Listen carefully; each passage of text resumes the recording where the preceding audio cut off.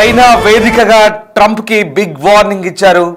శాంతి కావాలా యుద్ధం కావాలా తేల్చుకోవాలంటూ జిన్పింగ్ వ్యాఖ్యానించినట్టు తెలుస్తుంది. చర్చలు కావాలో ఘర్షణ జరగాలో తేల్చుకోవాలంటూ పరోక్షంగా అమెరికా అధ్యక్షుడు ట్రంప్కి వార్నింగ్ ఇచ్చారు చైనా ప్రెసిడెంట్. తాజాగా టారిఫ్లతో ప్రపంచ దేశాలపై ట్రంప్ బాదుడు కొనసాగుతోంది. జపాన్పై విజయానికి గుర్తుగా 80 ఏళ్లు పూర్తయిన సందర్భంగా పెద్ద ఎత్తున ఆయుధ ప్రదర్శన చేసింది చైనా. విక్టరీ డేను సెలబ్రేట్ చేసుకుంది. దీనికి పుతిన్, కిమ్ అలాగే 26 దేశాల నేతలు హాజరయ్యారు. జిన్పింగ్, పుతిన్, కిమ్ చర్చలపై సర్వత్రా ఉత్కంఠ కొనసాగింది. ఆ ముగ్గురు చర్చలపై ట్రంప్ ఆగ్రహం వ్యక్తం చేశారు. అమెరికాకు వ్యతిరేకంగా కుట్రలు పన్నుతున్నారంటూ ట్రంప్ ఆరోపించారు. ఇక ఈ నేపథ్యంలోనే ప్రస్తుతం ఈ అంశం అత్యంత ప్రాధాన్యత సంతరించుకుంది. ఇక రెండో ప్రపంచ యుద్ధంలో జపాన్పై విజయానికి 80 ఏళ్లు పూర్తయిన సందర్భంగా చైనా పెద్ద ఎత్తున ఆయుధ ప్రదర్శన చేసింది. విక్టరీ డే సెలబ్రేషన్ సందర్భంగా అధునాతన యుద్ధ విమానాలు క్షిపణులను ప్రదర్శించింది. ఈ పరేడ్కు 26 దేశాల నేతలు అతిథులుగా హాజరయ్యారు. చైనాలోని తియాన్మన్మెన్ స్క్వేర్ వేదికగా భారీ ప్రదర్శన జరిగింది. మీరు చూస్తున్న ఆ దృశ్యాలు చైనా తియాన్మన్మెన్ స్క్వేర్ వేదికగా చేసినటువంటి ఆ భారీ ప్రదర్శన దృశ్యాలు ఒకసారి మనం చూడొచ్చు. చైనాలో సైనిక ప్రదర్శన పాఠవాలు కొనసాగాయి. ఇది ఒక రకంగా అగ్రరాజ్యం అమెరికాకి హెచ్చరికలుగానే భావించాల్సిన పరిస్థితి కొనసాగింది. ఎన్నడూ లేని విధంగా అత్యంత అధునాతన ఆయుధాలను చైనా ఈసారి ప్రదర్శించినట్టుగా మనకు అర్థమవుతుంది. మొత్తం మీద ఈ వేదిక ద్వారా ఒక్కసారిగా చైనా అగ్రరాజ్యానికి సంకేతాలు పంపినట్టుగా అర్థమైంది. రెండో ప్రపంచ యుద్ధంలో జపాన్పై విజయం సాధించి 80 ఏళ్లు పూర్తయిన సందర్భంగా చైనా ఈ ఆయుధ ప్రదర్శన ఏర్పాటు చేసింది. క్రమంలో తొలిసారి అధునాతన యుద్ధ విమానాలు, క్షిపణులు, ఎలక్ట్రానిక్ యుద్ధ సామాగ్రిని ప్రదర్శించింది. అదిగో మీరు చూస్తున్న ఆ దృశ్యాలు చైనాలో ఆ దేశ ఆయుధ సంపత్తికి సంబంధించిన బల ప్రదర్శన. అది విక్టరీ డే సందర్భంగా చైనా గత 3 రోజులుగా అటు షాంఘై సదస్సు ముగిసిన తర్వాత భారీగా దీనికి ఏర్పాటు చేసింది. ఒక వేడుకల పండుగల ఈ సెలబ్రేషన్ చేసుకుంటున్నారు చైనా వ్యాప్తంగా కూడా. ఇక ఈ వేడుకకు దాదాపు 26 దేశాల నేతలు అతిథులుగా హాజరయ్యారు. రష్యా అధ్యక్షుడు వ్లాదిమిర్ పుతిన్, ఉత్తర కొరియా అధ్యక్షుడు కిమ్ జోంగ్ ఉన్, అలాగే Iran, Malaysia, Myanmar, Mongolia, Indonesia సహా మొత్తం 26 దేశాల అగ్రనేతలు దీనికి హాజరయ్యారు. ఇక పుతిన్, కిమ్ జోంగ్ ఉన్ ఇక్కడ ప్రధాన ఆకర్షణగా నిలిచారు. తియానన్మెన్ స్క్వేర్ దగ్గర జరుగుతున్న ఈ కార్యక్రమాన్ని వీక్షించేందుకు దాదాపు 50,000 మందికి పైగా ప్రజలు హాజరయ్యారు. ఈ క్రమంలో ప్రపంచానికి తన బలాన్ని చూపించేందుకు తొలిసారిగా హై ప్రొఫైల్ ఆయుధాలను చైనా ప్రదర్శించింది. 4వ తరం ప్రధాన యుద్ధ ట్యాంకర్ అంటే 4th జనరేషన్ యుద్ధ ట్యాంకర్ తొలి నమూనాను ఇక్కడ ఆవిష్కరించినట్టుగా స్థానిక మీడియా కథనాలు చెప్తున్నాయి. మొత్తం మీద చైనా బల ప్రదర్శన ఒక్కసారిగా అగ్రరాజ్యం అమెరికాకు ఇప్పుడు వణుకు పుట్టించేలా ఈ ప్రదర్శన జరిగినట్టుగానే మనకు అనిపిస్తోంది. ఎస్, ఒక్కసారి ఆ దృశ్యాలు చూడవచ్చు. చైనాలో భారీ యుద్ధ ప్రదర్శన. అది సెకండ్ వరల్డ్ వార్ విజయానికి 80 ఏళ్లు పూర్తయిన సందర్భంగా బీజింగ్లో చైనా ఈ భారీ సైనిక పరేడ్ నిర్వహించింది. తొలిసారిగా ప్రపంచం ముందు హైపర్సోనిక్ క్షిపణుల ప్రదర్శన చేశారు. యుద్ధానికి మూల కారణాలను తొలగించాలని ప్రపంచానికి షీ జిన్పింగ్ శాంతి సందేశాన్ని ఇచ్చారు. రష్యా అధ్యక్షుడు పుతిన్, ఉత్తర కొరియా అధినేత కిమ్ జోంగ్ ఉన్ ప్రత్యేక ఆకర్షణగా నిలిచారు. దాదాపు 10,000 మంది సైనికులు, వందలాది మంది యుద్ధ విమానాలతో అట్టహాసంగా ఈ కవాతు కొనసాగింది. ఒక్కసారిగా ప్రపంచాన్ని నివ్వెరపరిచేలా చైనా తన సైనిక శక్తిని ప్రదర్శించిందనుకోవచ్చు. రెండో ప్రపంచ యుద్ధంలో సాధించిన విజయానికి 80 ఏళ్లు పుట్టిన సందర్భంగా బీజింగ్ తియానన్మెన్ స్క్వేర్లో అట్టహాసంగా ఈ పరేడ్ జరిగింది. ఇందులో తొలిసారిగా హైపర్సోనిక్ క్షిపణులు, ఎలక్ట్రానిక్ వార్ఫేర్ సిస్టమ్స్ వంటి అధునాతన ఆయుధాలను బహిరంగంగా ప్రదర్శించి చైనా తన సైనిక సత్తాను చాటుకుంది. ఇక ఈ భారీ కవాతులో 10,000 మంది పైగా సైనికులు, 100కు పైగా యుద్ధ విమానాలు, వందలాది యుద్ధ ట్యాంకులు, సాయుధ వాహనాలు పాల్గొన్నాయి. ఈ కార్యక్రమానికి అధ్యక్షత వహించిన చైనా అధ్యక్షుడు షీ జిన్పింగ్ ఓవైపు సైనిక శక్తిని ప్రదర్శిస్తూనే మరోవైపు శాంతి సందేశం ఇచ్చారు. ఆధునిక కాలంలో విదేశీ దురాక్రమణపై చైనా సాధించిన తొలి సంపూర్ణ విజయం అంటూ చెప్తున్నారు. చారిత్రక విషాదాలు పునరావృతం కాకుండా యుద్ధానికి మూల కారణాలను తొలగించాలంటూ ప్రపంచ దేశాలకు పిలుపునిచ్చారు. ఇక మరోవైపు రష్యన్ ప్రెసిడెంట్ వ్లాదిమిర్ పుతిన్, అలాగే north Korean president Kim Jong Un సహా ఇరాన్, పాకిస్తాన్, మయన్మార్, ఇండోనేషియా వంటి దేశాల నుంచి దాదాపు 2 డజన్లకు పైగా ప్రపంచ నాయకులు హాజరయ్యారు.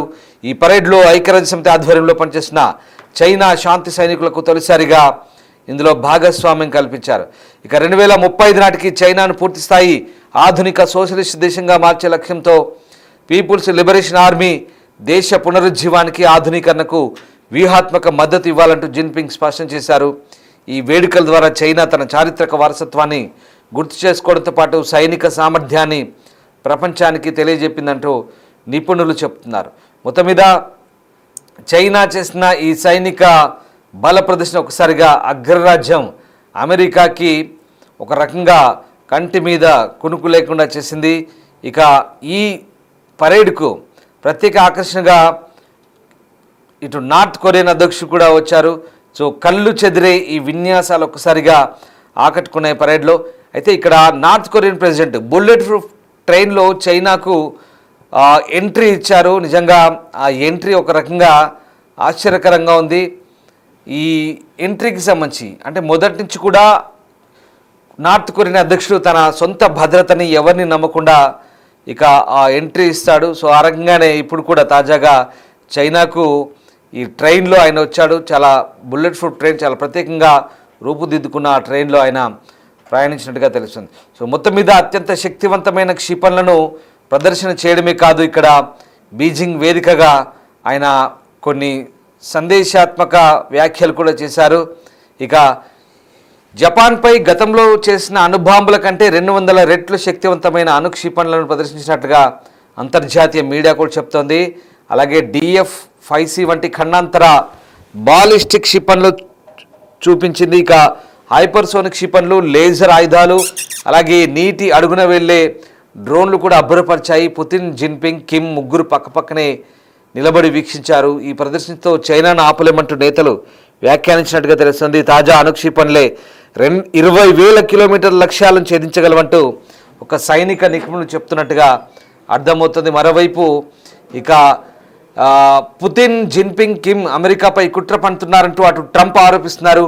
చైనా సైనిక కవాతు సందర్భంగా ట్రంప్ ఈ కామెంట్ చేశారు. రెండో ప్రపంచ యుద్ధంలో చైనా పక్షాన అమెరికా సైనికులు కూడా రక్తాన్ని చిందించారనే సందర్భంగా చైనా అధ్యక్షుడు గుర్తు చేసుకోవాలంటూ ట్రంప్ హితవు పలికారు. సో మొత్తం మీద ట్రంప్ను కూడా పరోక్షంగా చైనా అధ్యక్షుడు ఒక రకంగా శాంతి కావాలో యుద్ధం కావాలో తేల్చుకోవాలంటూ ఇండైరెక్ట్గా కామెంట్ చేసినట్టుగా మనకు అర్థమవుతుంది. మొత్తం మీద టారిఫ్లతో ప్రపంచ దేశాలను తన గుప్పిట్లోకి తెచ్చుకోవాలని ఒంటెద్దు పోకడలకు వెళ్తున్న ట్రంప్కు నిజంగా ఇప్పుడు ఈ వ్యవహారాలన్నీ కూడా ఒక రకంగా నైట్ మేర్ లాగానే మిగిలే అవకాశం ఉంది. ఎందుకంటే మొన్న మోదీ, పుతిన్, జిన్పింగ్, ఇవాళ కిమ్ జాంగ్ ఉన్, అలాగే పుతిన్, జిన్పింగ్ ఈ ముగ్గురు కూడా ఒక రకంగా ఆసియా నుంచి అమెరికాకి సంకేతాలు పంపుతున్నట్టుగా ఉంది.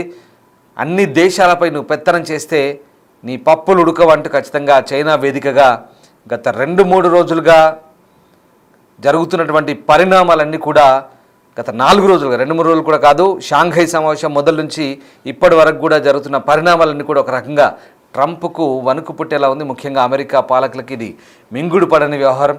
సో మొత్తం మీద ట్రంప్కు పరోక్ష హెచ్చరికలు జారీ చేసినట్టయింది చైనాలోని విక్టరీ డే వేడుకలు.